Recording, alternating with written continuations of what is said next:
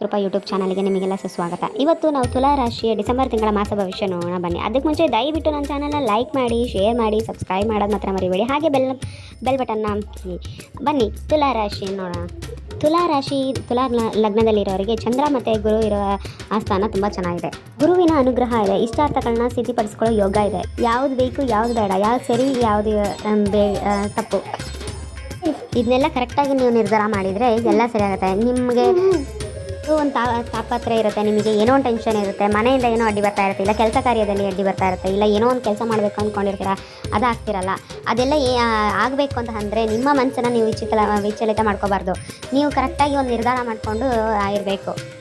ಆ ಥರ ವಿಷಯಗಳನ್ನ ನೀವು ಮನಸ್ಸಿಗೆ ತರದೆ ಅಲ್ಲೇ ನೀವು ಮೆಟ್ಟಿ ಹಾಕಿದರೆ ಮುಂದೆ ನಿಮಗೆ ಚೆನ್ನಾಗಿರುತ್ತೆ. ಕೆಲವು ಕಾಗದ ಪತ್ರಗಳಿಗೆ ನಿಮಗೆ ಸಹಿ ಹಾಕುವ ಸಂದರ್ಭ ಬರುತ್ತೆ, ಆಗ ತುಂಬ ಜೋಪಾನವಾಗಿರಿ. ಏನಕ್ಕೆ ಅಂತ ಹೇಳಿದರೆ ಕೆಲವು ಕಾಗದ ಪತ್ರಗಳಿಗೆ ಸೈನ್ ಹಾಕಿದರೆ ಎಲ್ಲ ನಿಮ್ಮ ಇಷ್ಟ ಪ್ರಕಾರ ಆಗಲ್ಲ. ಕೆಲವು ತೊಂದರೆಗಳನ್ನ ನೀವು ಎದುರಿಸಬೇಕಾಗುತ್ತೆ, ಅದಕ್ಕೆ ಹುಷಾರಾಗಿ.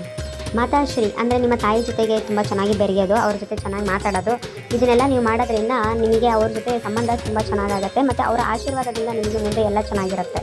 ಸಮಸ್ಯೆಗಳ ಸಾಗರ ಮತ್ತು ಮನಸ್ಸಲ್ಲಿ ಏನೋ ಅಂತ ಚಂಚಲ, ಏನೋ ಒಂದು ಟೆನ್ಷನ್, ಏನೋ ಮಾಡೋಕ್ಕೋದ್ರೆ ಇನ್ನೊಂದು ಆಗ್ತಾ ಇರುತ್ತೆ. ಅದು ಏನಕ್ಕೆ ಆಗ್ತಾಯಿದೆ ಅಂತ ಹೇಳಿದರೆ ನಿಮ್ಮ ಜೊತೆಯೇ ನಿಮ್ಮ ಚೆನ್ನಾಗಿರೋರೆ ನಿಮ್ಮ ಹಿಂದ್ಗಡೆ ಬೆಂಚೂರಿ ಜಜ್ತಾ ಇರ್ತಾರೆ. ಅದಕ್ಕೆ ಸ್ವಲ್ಪ ಜಾಗೃತವಾಗಿರಿ. ನಿಮ್ಮ ಜೊತೆ ಇರೋರು ಎಲ್ಲನೂ ನಿಮ್ಗೆ ಒಳ್ಳೆಯದೇ ಬಯಸ್ತಾರೆ ಅಂತ ಅಂದ್ಕೊಬೇಡಿ. ಅಂದರೆ ಪ್ರತಿಯೊಬ್ಬರು ಕೆಟ್ಟದ್ದು ಬಯಸ್ತಾರೆ ಅಂತಿಲ್ಲ. ಅದಕ್ಕೆ ಹುಷಾರಾಗಿ ಎಲ್ಲನೂ ಸೀಕ್ರೆಟಾಗಿ ಇಟ್ಕೊಂಡು ಸ್ವಲ್ಪ ಕೆಲಸ ಮಾಡಿ. ಕೆಲವೊಮ್ಮೆ ನಮಗೆ ಅನಿಸುತ್ತೆ ಶತ್ರುಗಳು ನಮ್ಮ ಮಧ್ಯೆನೇ ಇದ್ದಾರೇನೋ, ಇಲ್ಲ ಏನೋ ಒಂದು ಕಂಟಕ ಉಂಟಾಗ್ತಿದೆಯೇನೋ ಅಂತ.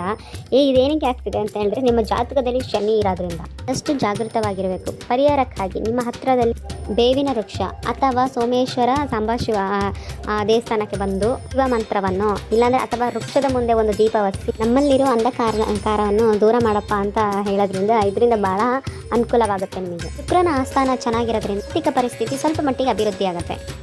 ಇದೇ ಯಾವುದೋ ಒಂದು ನೀವು ಮನ್ಸು ಮಾಡ್ಬಿಟ್ಟು ಏನೋ ಒಂದು ಕೆಲಸ ಮಾಡಿರ್ತೀರಾ, ಇಲ್ಲ ಪ್ರಮಾಣ ಮಾಡ್ಕೊಂಡಿರ್ತೀರಾ, ಕೈಗೆ ತೊಗೊಂಡಿರ್ತೀರಾ ಆ ಕೆಲಸನ ನಿಮ್ಮ ಕಡೆಗೆ ನೀವು ಮಾಡಿಕೊಂಡು ನೀವು ಸಾಬೀತು ಮಾಡ್ಕೊತೀರಾ ನಿಮ್ಮನ್ನು ನೀವು ಏನು ಅಂತ. ಏನೇ ಆದ್ರೂ ನಾವು ಅಂದ್ಕೊಂಡಿದ್ದ ಕೆಲಸ ಆದ್ರೇ ನಮಗೆ ಒಂದು ಖುಷಿ ಸಿಗೋದು. ಅಂದ್ಕೊಂಡಿದ್ದ ಕೆಲಸ ಯಾವಾಗುತ್ತೆ, ನಾವು ಶ್ರಮ ಪಡಬೇಕು, ನಾವು ಅಂದ್ಕೊಂಡಿದ್ದ ಕೆಲಸನ ನಿಶ್ಚಯಿಂದ ಮಾಡಬೇಕು, ಆವಾಗಲೇ ನಾವು ಅಂದ್ಕೊಂಡಿದ್ದ ಕೆಲಸ ಆಗೋದು.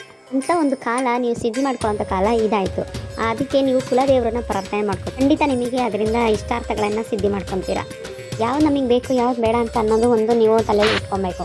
ಮತ್ತು ಎಲ್ಲನೂ ನೀವು ಅಂದುಕೊಂಡಿದ್ದ ಮಟ್ಟಿಗೆ ಆಗೋದ್ರೆ ಎಲ್ಲೋ ಒಂದು ಸಮಸ್ಯೆಗಳು ನಿಮಗೆ ಅದು ಕಾಡಿಸುತ್ತೆ. ಮತ್ತು ಪ್ರತಿ ಸರಿ ನೀವು ಮನೆಯಿಂದ ಹೊರಗಡೆ ಹೋಗಲಿ ಏನೇ ಇರಲಿ ಬರೀ ಹಣೆಯಲ್ಲಿ ಇರಬೇಡಿ. ಗಂಧನೋ ಕುಂಕುಮನೋ ಇಲ್ಲಾಂದರೆ ವಿಭೂತಿನೋ ಏನೋ ಒಂದು ಹಚ್ಕೊಂಡು ಇರಿ. ಇಲ್ಲ ನಿಮಗೆ ಬಹಳಷ್ಟು ಶ್ರೇಯಸ್ಸು ಉಂಟಾಗುತ್ತೆ.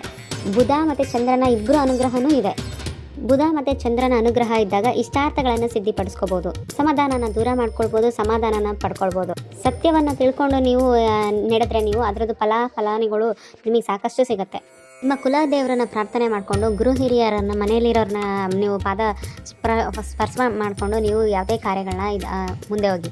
ಸ್ವಲ್ಪ ನೀವು ಮಾಡೋ ಕೆಲಸದಲ್ಲಿ ನೀವು ಸ್ವಲ್ಪ ನಿಷ್ಠೂರ ಮಾಡ್ಕೊಳ್ಳೋದು ಅನ್ನೋದು ಇರುತ್ತೆ. ನೀವು ಸಮಸ್ಯೆಗಳನ್ನ ತಂದುಕೊಳ್ತೀರಾ. ಆರೋಗ್ಯದಲ್ಲಿ ಏರುಪೇರಾಗುತ್ತೆ. ಸ್ವಲ್ಪ ಆರೋಗ್ಯ ಕಡೆ ನೀವು ತುಂಬಾ ಗಮನ ಕೊಡಬೇಕಾಗುತ್ತೆ. ಆದಷ್ಟು ಮನೆಯಿಂದ ಆಚೆ ಬರಬೇಕಾದ್ರೆ ಒಂದಿಷ್ಟು ಉಪ್ಪು ತೊಗೊಂಬಿಟ್ಟು ದಕ್ಷಿಣ ಕಡೆಗೆ ಮುಖ ಮಾಡಿ ನಿಂತು ದೃಷ್ಟಿ ತೆಗೆದುಬಿಟ್ಟು ಹಸೆ ಗಿಡದ ಮೇಲೆ ಹಾಕಿ ಬನ್ನಿ. ಇದರಿಂದ ನಿಮಗೆ ಆದಷ್ಟು ನಿಮಗೆ ದೃಷ್ಟಿದೋಷ ಈ ಥರದ್ದೆಲ್ಲ ಪರಿಹಾರ ಆಗಿ ನಿಮಗೆ ಒಂದಷ್ಟು ಫಲಾನುಭವಿಗಳು ಸಿಗುತ್ತೆ. ಹಾಗೆ ಹಿರಿಯರನ್ನ ಮನೇಲಿ ಹಿರಿಯರು ಇರ್ತಾರಲ್ಲ ಅವ್ರ ಕಾಲನ್ನ ನಮಸ್ಕಾರ ಮಾಡ್ಕೊಳ್ಳಿ. ಹಾಗೆ ಸೂರ್ಯದೇವರನ್ನ ನಮಸ್ಕಾರ ಮಾಡ್ಕೊಳ್ಳಿ. ಅಲ್ಲೇ ಅವ್ರಿಗೆ ಎಲ್ಲನೂ ನಿಮ್ಮ ರಾಶಿಗೆ ತುಂಬ ಅವಶ್ಯಕತೆ ಇದೆ. ಅದರಿಂದ ಇದನ್ನೆಲ್ಲ ಪಾಲನೆ ಮಾಡಬೇಕಾಗುತ್ತೆ.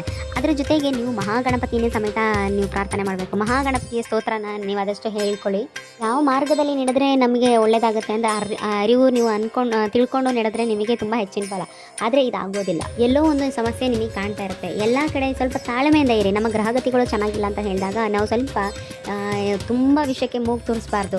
ನಮ್ಮ ತಾಳ್ಮೇಲೆ ನಾವು ಇದ್ಕೊಂಡು ಹೋದರೆ ಸ್ವಲ್ಪ ಮಟ್ಟಿಗೆ ಸಮಾಧಾನ ಇರುತ್ತೆ. ಆದರೆ ನಿಮ್ಮ ಜವಾಬ್ದಾರಿ ಏನು ಅಂತ ನಿಮ್ಮ ತಲೆಯಲ್ಲಿ ಇದ್ದೇ ಇರುತ್ತೆ. ಅದು ದೊಡ್ಡ ಜವಾಬ್ದಾರಿನೇ ಆಗಲಿ ಸಣ್ಣದೇ ಆಗಿರಲಿ, ಆ ಜವಾಬ್ದಾರಿಗಳನ್ನ ನೀವು ನಿಶ್ಚಯಿಂದ ಮಾಡ್ಕೊಂಡೋದ್ರೆ ಉಳಿತು ಅನ್ನೋದು ಯಾವತ್ತೂ ನಿಮಗೆ ಕಟ್ಟಿಟ್ಟ ಬುತ್ತಿ ಒಳ್ಳೆಯದಾಗಿ. ಏನು ಬೇಕು ಅನ್ನೋದು ನಮಗೆ ಇರಬೇಕು, ಮತ್ತು ಯಾವುದನ್ನು ನಮಗೆ ಬಿಟ್ಟು ಇರೋಕ್ಕಾಗಲ್ಲ ಅನ್ನೋದು ನಮ್ಮ ತಲೆಯಲ್ಲಿ ಇರಬೇಕು. ಮತ್ತು ಸರಿಯಾದ ಮಾರ್ಗದಲ್ಲಿ ನಾವು ನಡೀಬೇಕು.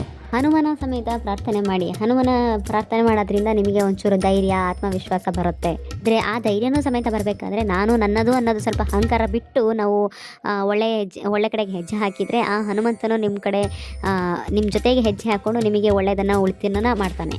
ಹಣಕಾಸಿನ ವಿಚಾರದಲ್ಲಿ ಪರವಾಗಿಲ್ಲ, ವ್ಯಾಪಾರ ಅಭಿವೃದ್ಧಿ ಆಗುತ್ತೆ. ದುಡ್ಡಿನ ಪರವಾಗಿಯೂ ಪರವಾಗಿಲ್ಲ.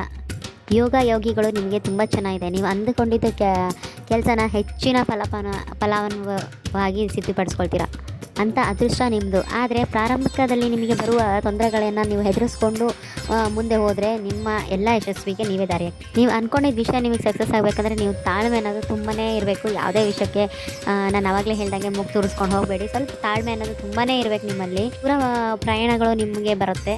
ದೂರ ಪ್ರಯಾಣದಿಂದ ನಿಮಗೆ ಏನೋ ಒಂದು ಕೆಲಸನ ಸಿದ್ಧಪಡಿಸ್ಕೊಳ್ಬೇಕು, ನಿಮ್ಮ ಇಷ್ಟಾರ್ಥಗಳನ್ನ ಸಿದ್ಧಪಡಿಸ್ಕೊಳ್ಬೇಕು ಅಂತಲೂ ಬರುತ್ತೆ. ನೀವು ಹೊಸತನ್ನು ಕಾಣಬೇಕು ಅನ್ನೋ ಆಸೆ.